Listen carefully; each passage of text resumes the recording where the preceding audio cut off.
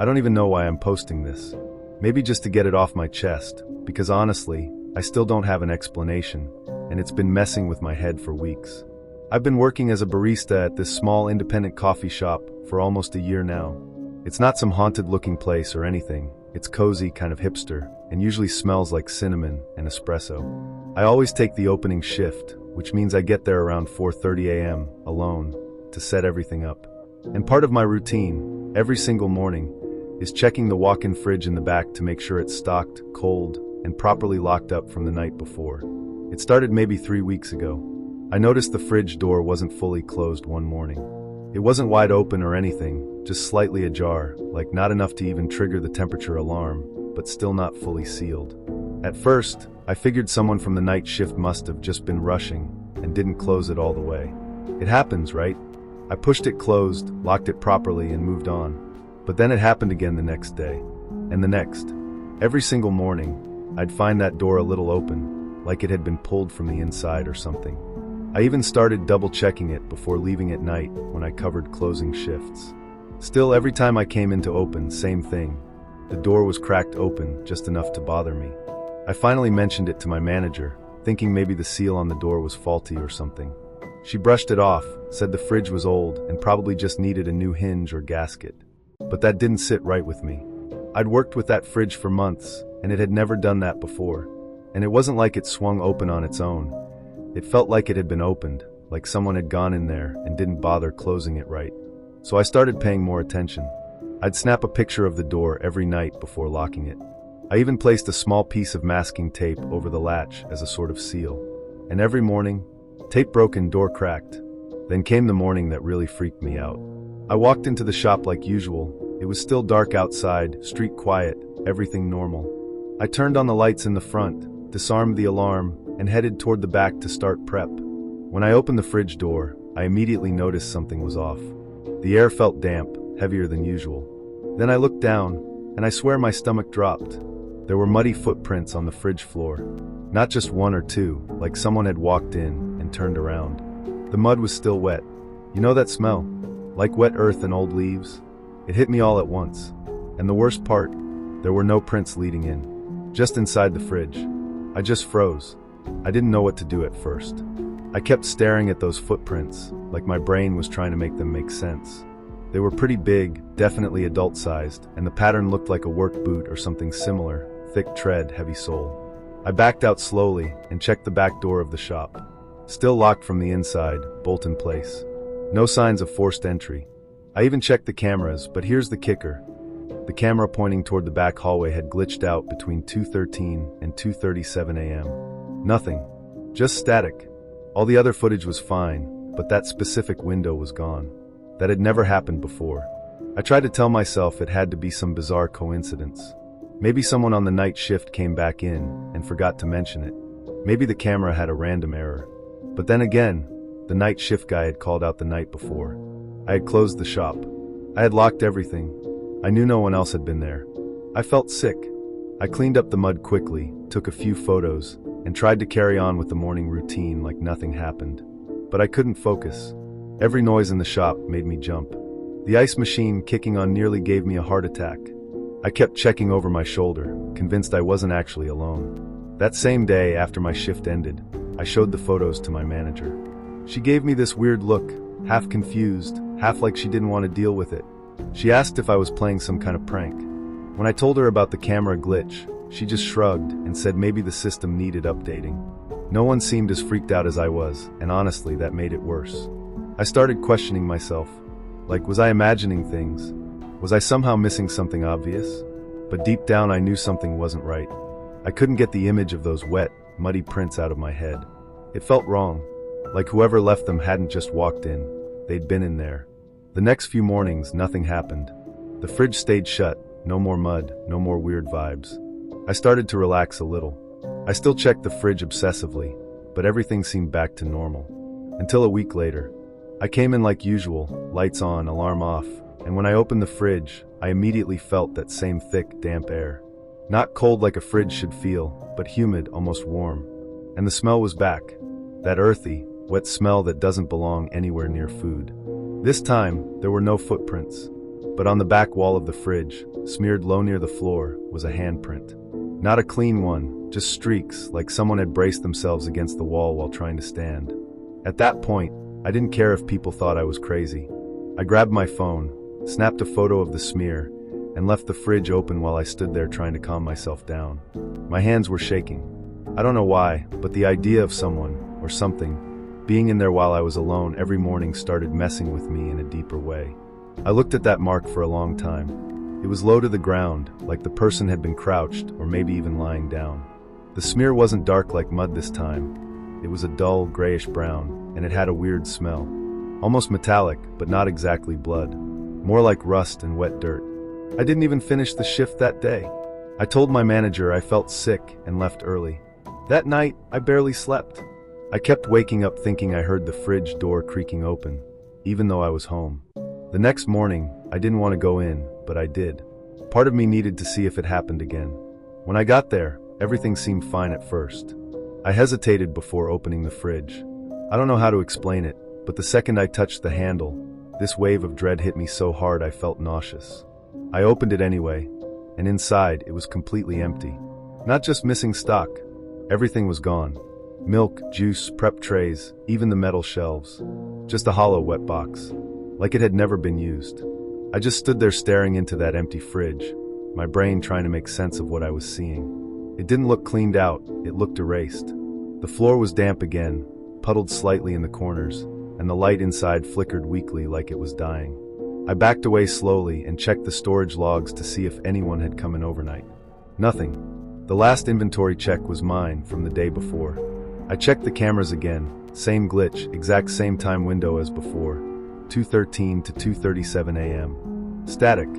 And when I rewound the footage leading up to it, I swear I saw a flicker of movement near the back hallway just before the screen cut out, like a shadow slipping around the corner. No one else believed me, of course. After that day, I quit.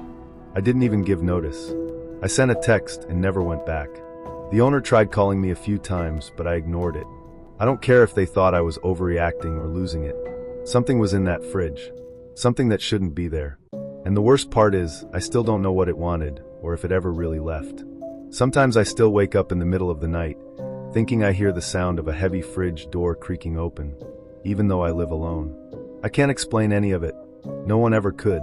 All I know is, every morning I opened that place, it felt like I was getting closer to something I wasn't supposed to see.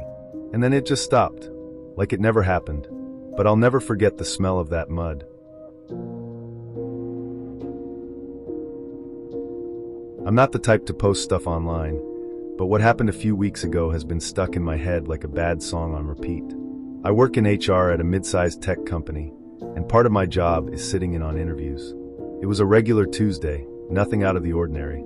Our calendar had 3 scheduled interviews, all confirmed. The first 2 went smoothly. Then around 2 p.m., this guy shows up at reception asking for me by name. He looked perfectly normal, late 30s, business casual, portfolio in hand. Reception assumed he was early for a walk-in interview or some kind of last-minute add-on. Happens sometimes. So they buzzed me. When he walked into the conference room, he greeted me like we were old co-workers. Said, "Hey, good to see you again," with that weird confidence people use when they expect you to play along. I was caught off guard, but I've met a lot of people in this job, so I smiled and went along with it, thinking maybe we'd crossed paths at a previous company. He sat down like he owned the place, casually commented on the new coffee machine in the break room, which, yeah, was new, got installed the day before. I remember thinking, okay, maybe he's been here before? But I couldn't find his name anywhere on the schedule. I checked twice during the interview, even pulled out my phone under the table to make sure I wasn't missing something. The interview itself was off. He answered every question in this vague, rehearsed way, like he was trying to mimic what a good candidate should sound like, but not actually saying anything meaningful. He kept dropping names of employees who worked in departments totally unrelated to the position. At one point, he mentioned a conversation he supposedly had with our head of engineering last week, but I knew for a fact she'd been out of town at a conference. When I asked a more technical question about the role, he deflected and said something like, "Oh, I'd rather show than tell," and then just smiled. It was unsettling, not just awkward, but like he was pretending to be someone he wasn't. The way he looked around the office too, like he was mapping it out. When the interview wrapped up, he stood up and shook my hand with both of his, leaning in like we were close friends. He said, "I'll see you again real soon," and walked out without even stopping at reception. That's when the weird part really started. I went back to my desk and pulled up the full interview schedule. His name wasn't listed. I emailed our recruiter, thinking maybe I missed a last-minute add-on, but she replied almost immediately saying she had no idea who I was talking about. I checked the sign-in sheet at the front desk. His name wasn't there. He hadn't signed in. Reception had just let him through because he seemed so confident, and he did know my name. At this point, I was starting to feel genuinely uneasy. I went down to the floor where our security and IT guys sit and asked if they could pull up the footage from the front entrance. We wanted to see how this guy even got into the building, since our office requires a badge or a guest check-in to get past the front doors. When we watched the footage, that's when things got really strange. He showed up walking right behind one of our employees, like right behind her, just slipped in as the door closed. No badge, no stop at the desk.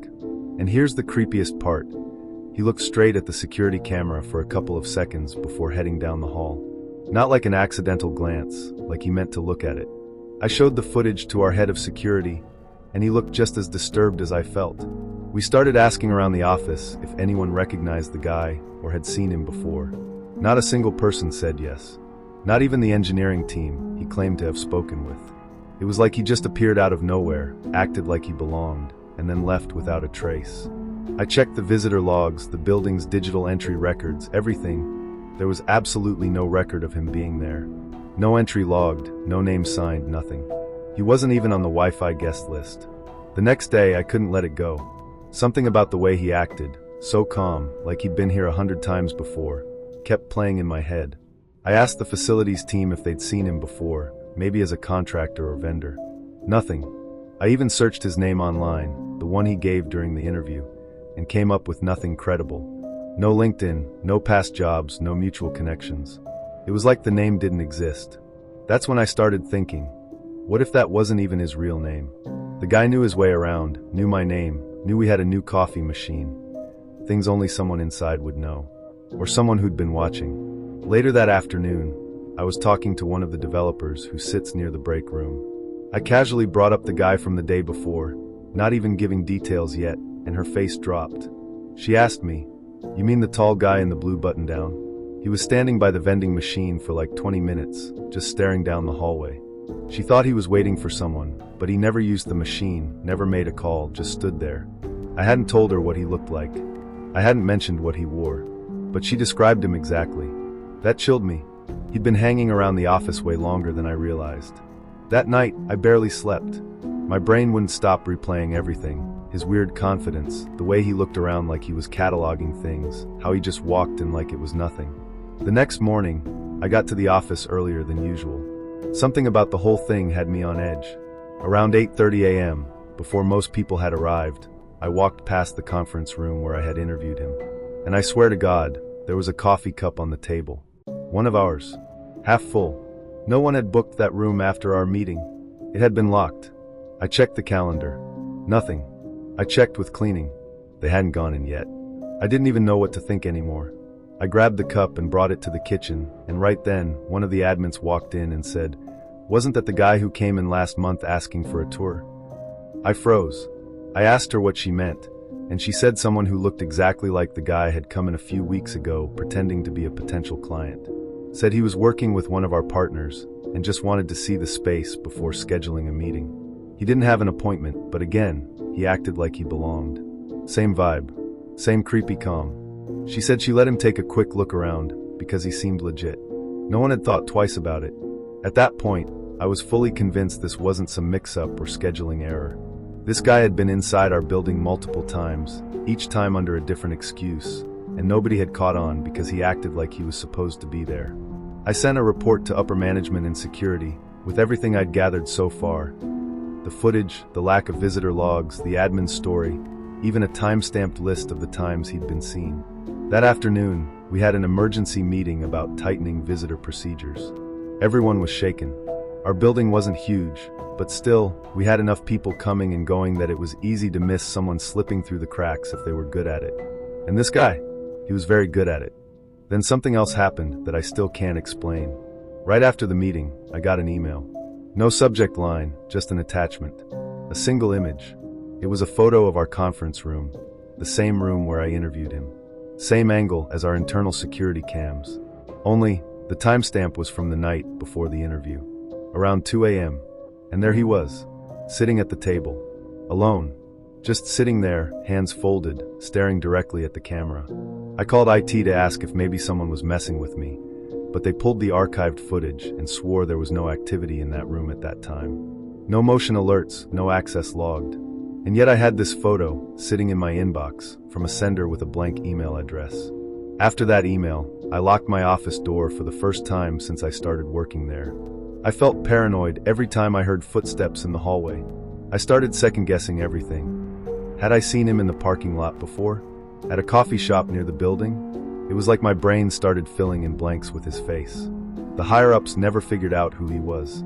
We contacted building security, the companies on the other floors, even checked with local police in case he'd pulled this somewhere else. Nothing. No reports, no name, no trail. Like he didn't exist. But somehow, he knew our space better than some of our new hires. He knew me by name. He knew things no outsider should have known. And then it just stopped. No more sightings. No emails. No one saw him again. It was like he vanished. For a while, people kept an eye out. We even rotated front desk staff and added more cameras. But eventually the office moved on. Everyone forgot, except me. Sometimes I'll pass that conference room and get this feeling in my chest, like someone's still in there watching. I never figured out what he wanted or how he knew so much about us. And honestly, I don't think I want to know. But every time the door buzzes and someone new walks in, I catch myself looking twice, just in case.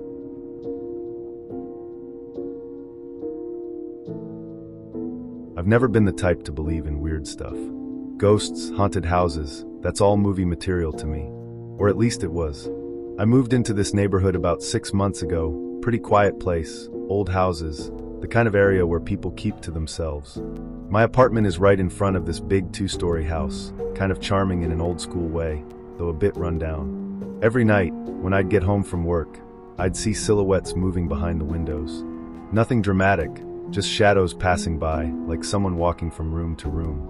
I honestly thought nothing of it. Figured someone lived there, maybe an older couple, maybe a family. It's a house, of course people are gonna walk around inside, right? This went on for weeks. Sometimes I'd glance up and see someone standing near the window, perfectly still. Other times it was just the subtle movement of a figure crossing from one side to the other. It became almost routine. I'd come home, see the shadows doing their thing, and go about my life. I never saw lights turning on or off, but I assumed they had thick curtains or something that blocked it. Plus, I wasn't spying. It was just in my direct line of sight from my living room window. It didn't feel strange. Not yet. That changed the day I was casually talking to an elderly neighbor, and she dropped a line that made my stomach twist. Funny how that old place across from you has been empty for years, huh?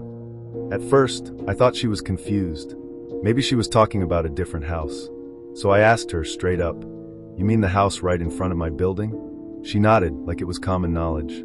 No one's lived there since the Martins passed away. That was, 8 years ago?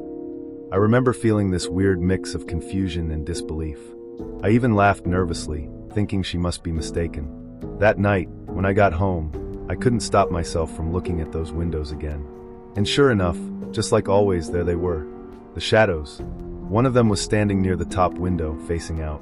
But now, knowing what I knew, it didn't feel so casual anymore. It felt wrong. The more I stared, the clearer it became that something was off. There was no light source. No lamps, no flickering TVs. Nothing that would explain why those silhouettes were so perfectly visible. Just dark shapes moving against darker rooms.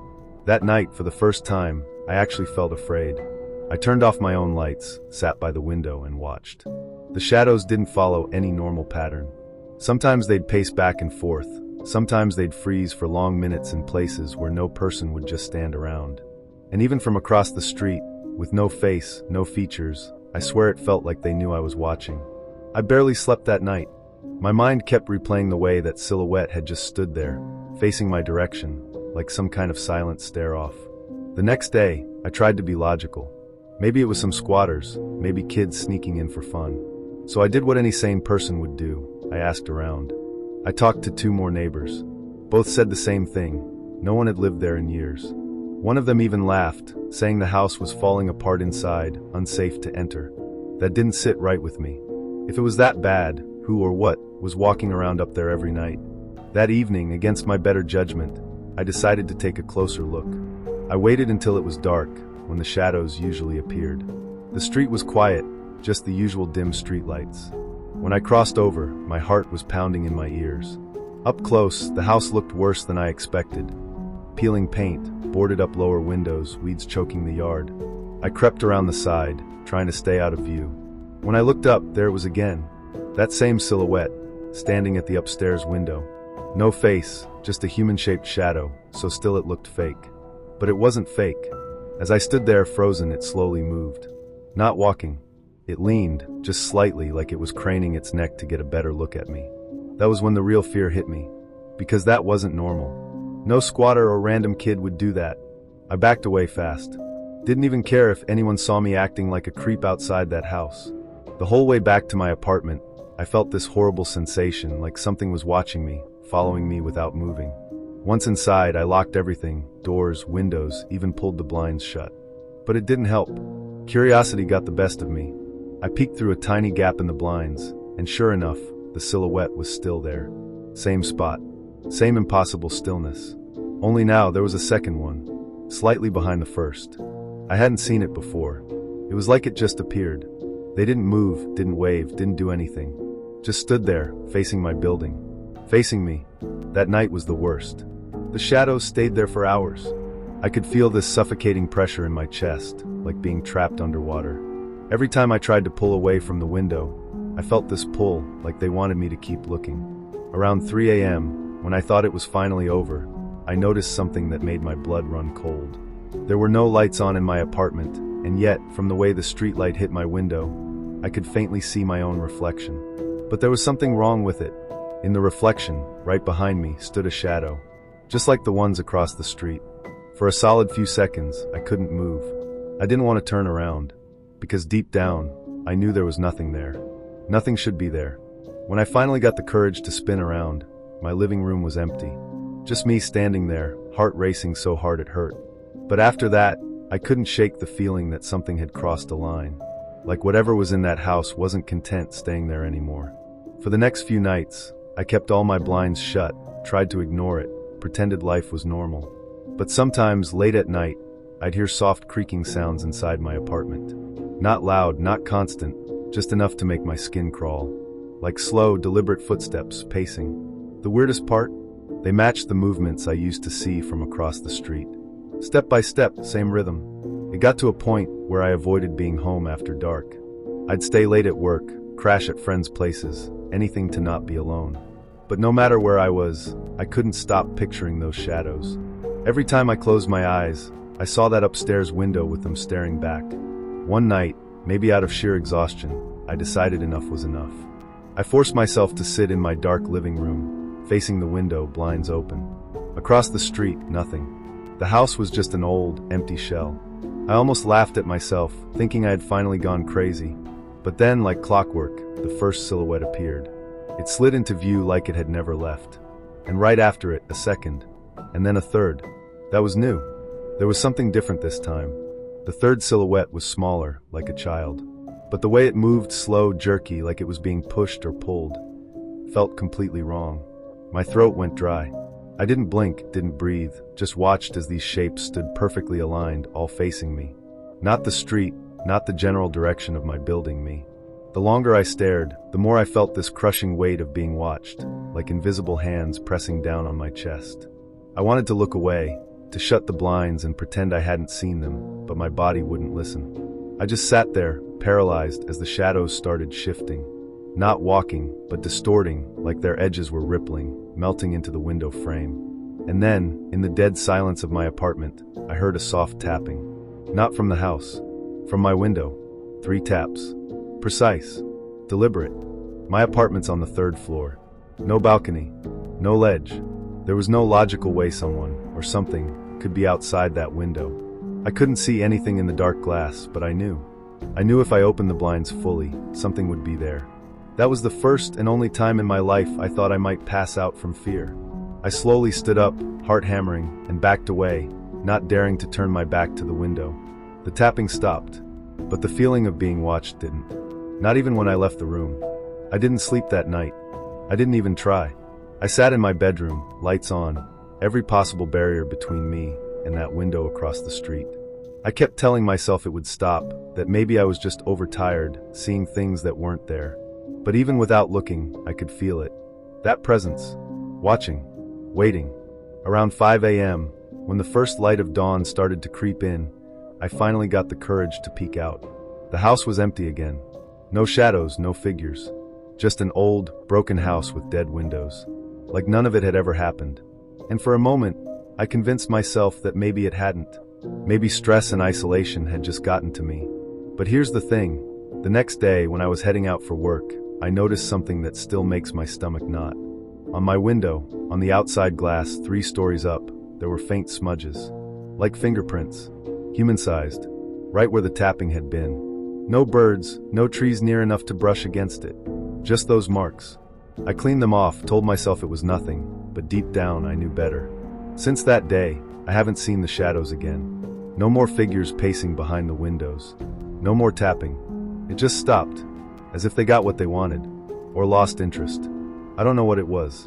I don't think I want to, but every night, I still close my blinds, just in case.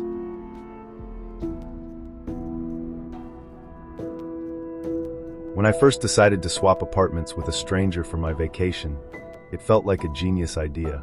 No hotels, no hefty rental fees, just an even exchange. The guy, Ben, seemed normal enough over the email exchanges. He sent pictures of his cozy 1-bedroom apartment in Chicago, and I did the same with my small but modern place in Portland. The swap went smoothly, and my week in Chicago was everything I hoped for.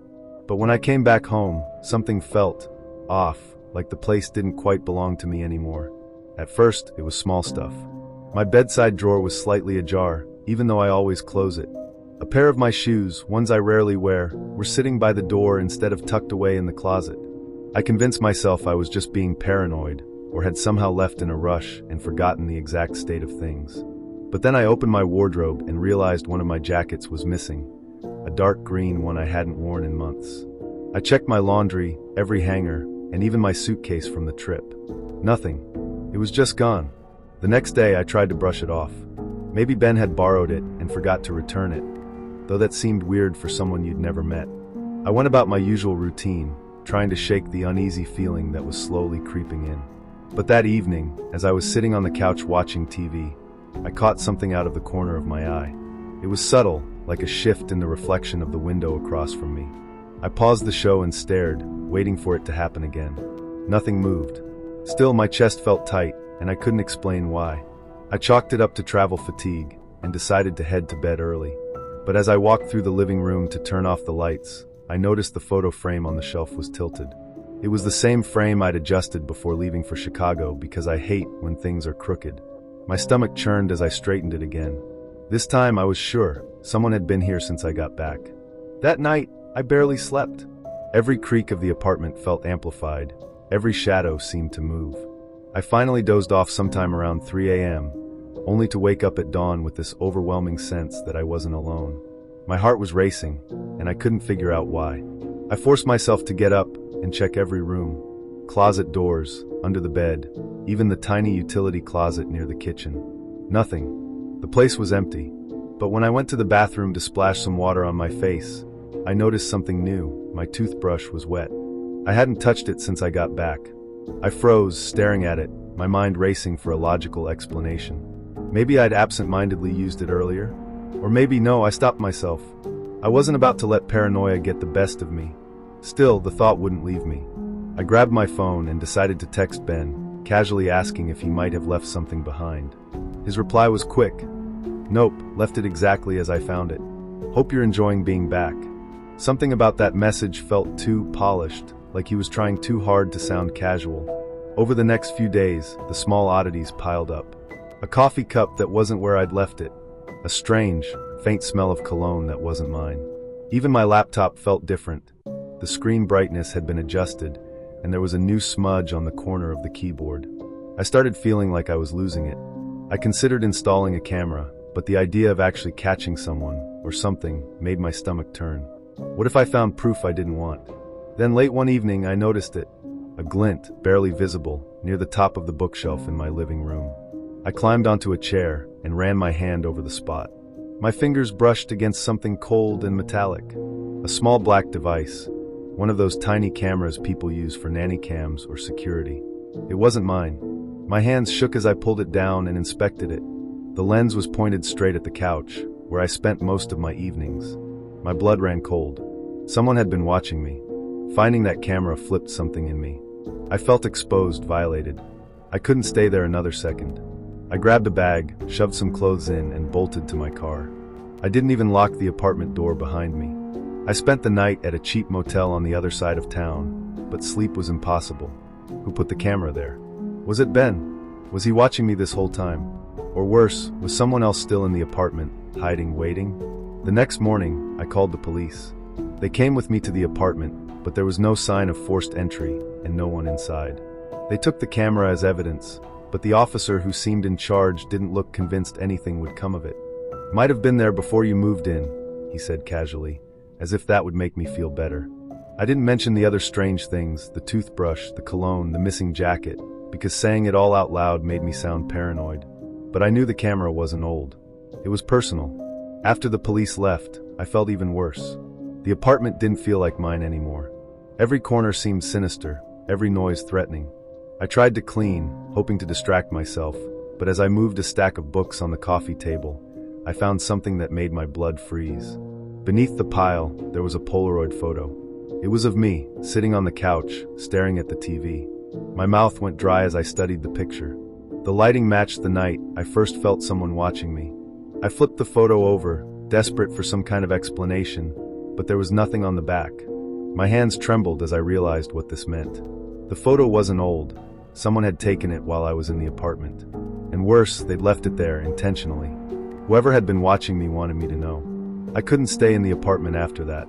I grabbed what I could carry and left again, not caring where I ended up. For a few days, I stayed with a friend, explaining only that I had some weird stuff going on at home. I didn't want to sound crazy, and honestly, I didn't even know how to start explaining it. My friend was understanding, but even being in a safe place, I couldn't shake the feeling of being watched. I kept checking windows and glancing over my shoulder like a paranoid maniac. Eventually, I worked up the nerve to go back. I needed to grab the rest of my stuff and figure out what to do next. But when I walked in, it was like stepping into someone else's life. Everything felt off. My photos were missing from the walls. The bed was made with sheets I didn't own. Even my fridge was stocked with food I'd never buy. It was like someone had started living there in my absence. But the most disturbing part? My green jacket, the one that had gone missing, was hanging neatly by the door. I didn't touch the jacket. I didn't touch anything. I stood there frozen, feeling like I had stepped into some warped version of my own life. I couldn't decide what to do, call the police again? Confront Ben? I backed out slowly, my heart pounding, and left the door unlocked behind me. The thought of locking myself inside that place felt like sealing myself in a tomb. As I walked to my car, I had this horrible sense that someone was watching me leave, just like they'd watched me before. But the strangest part happened when I got to my car. Sitting on the windshield, perfectly placed under one of the wipers, was another Polaroid. My hands shook as I grabbed it. This one was of me, standing in the doorway of my apartment, frozen like I had been just minutes ago. My head snapped back to the building, but there was no one there, no movement in the windows. The photo couldn't have been there long. It didn't make sense. None of it made sense. I drove away without looking back, my mind racing with questions and fear. Where was the camera that took that Polaroid? Who was behind this? My thoughts spiraled, and I started questioning everything. Was Ben even a real person, or just some front for whoever was doing this? I parked in a random lot miles away and sat there, staring at the photo. It didn't feel real, but it was. I could still smell the faint chemical scent of the freshly developed picture. I decided to send Ben another message, though my hands were shaking so badly I could barely type. "Did you leave anything at my place? A jacket? Or a camera?" I waited for what felt like an eternity, but there was no response. Hours passed, and still nothing. Finally, I checked his profile on the apartment exchange site. The page was gone. His account had been deleted. It was like he'd vanished into thin air. My stomach sank as I realized I was completely on my own in this nightmare. I didn't go back to the apartment that night. Instead, I found another motel and locked myself in. Every sound felt amplified, the hum of the air conditioning, the occasional footsteps outside my door. I couldn't stop thinking about the Polaroids and that damn green jacket. The fact that someone had been inside my apartment while I was gone, and might still be coming and going, made my skin crawl. I slept with the lights on, gripping my phone like a lifeline. The next morning, I finally worked up the courage to call the landlord. I didn't tell him everything, just that there had been some security concerns, and I needed the locks changed immediately. He agreed, and I met him at the apartment later that afternoon. As the locksmith worked, I pretended to be calm, but my eyes darted around the room, searching for any sign that someone had been there since I left. Then I saw it, just barely peeking out from under the couch. Another Polaroid. I didn't want to pick it up, but I couldn't just leave it there either. My landlord and the locksmith were still in the room, chatting casually, oblivious to the tension radiating off me. I reached down and grabbed the photo, careful not to let them see. My stomach dropped as I turned it over. This one was different. It wasn't just of me, it was of the three of us, me, the landlord, and the locksmith, standing in the room at that exact moment. I froze, my head spinning. The photo had to have been taken just minutes ago, but how? I hadn't seen a flash or heard anything. My heart raced as I shoved the Polaroid into my pocket and glanced around, searching for anything that could explain it. The landlord must have noticed my sudden change in demeanor. "You okay?" he asked, his tone light but curious. I nodded quickly, mumbling something about being tired. There was no way I was going to tell him what I'd just found. As soon as the locksmith finished and they left, I locked the door behind them and collapsed onto the couch. I pulled out the Polaroid and stared at it, trying to wrap my head around what was happening. There was no way someone could have taken this photo without being in the room with us. My pulse was racing, my breathing shallow. I felt trapped, like no matter what I did, this person, whoever they were, was always a step ahead of me. That's when I heard it. A soft, deliberate tap-tap-tap coming from the closet near the hallway. My whole body went cold. I stared at the door, willing myself to move, to do something, but I was frozen. The tapping came again, louder this time, and it sounded intentional, like someone was waiting for me to react. With every ounce of courage I could muster, I grabbed the heaviest thing I could find, a lamp, and crept toward the door. My hand shook as I reached for the knob, twisting it slowly. The door creaked open, revealing nothing but darkness inside. I held my breath, staring into the blackness of the closet. It was empty, at least that's what it seemed like at first. But as I stepped closer, lamp still in hand, I noticed something on the floor. A piece of paper, folded neatly, sitting just inside the doorway. My heart felt like it was about to burst out of my chest. I bent down, still gripping the lamp, and snatched the paper up. My hands shook so badly, it took me a second to unfold it. In scrawled, uneven handwriting it read, "Stop looking." That was it. Just those two words, but they hit me like a punch to the gut.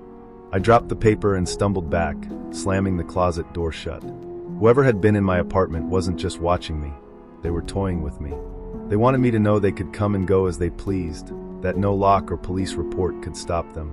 And the worst part, I didn't know if they were still there, hiding in some unseen corner waiting. I couldn't stay in the apartment another second. I grabbed my phone, my wallet, and my car keys and bolted out the door. My hands were shaking so badly that it took me 3 tries to get the key into the ignition. As I drove aimlessly, my mind raced. How long had this been going on? Had they been there while I was asleep? Watching me every second, moving things around just to mess with my head. I pulled into a deserted parking lot and sat there, my thoughts spiraling. What was the point of this? Were they just trying to scare me? Or was this building to something worse? I thought about calling the police again, but what could I say? Hey, someone left a note in my closet, and I'm pretty sure they've been taking pictures of me. I already knew how that would go. Without proof, I was just another paranoid guy with a bizarre story. I decided to drive back to the apartment one last time. Not to stay, there was no way I could ever sleep there again, but to grab the rest of my belongings and figure out my next steps. When I got there, the air felt different, heavier, like the apartment itself was holding its breath. I moved quickly, throwing clothes and essentials into bags, avoiding every dark corner and shadowed hallway. Then, as I reached for my phone charger on the bedside table, I saw it, a final Polaroid. It was of me, but not in the apartment. It was a picture of me, sitting in my car, in the parking lot where I'd just been moments ago. My own terrified face stared back at me, perfectly framed, the lot's dim lighting unmistakable. My blood ran cold as I realized whoever was doing this hadn't just been watching me inside the apartment. They had followed me. They were still out there watching,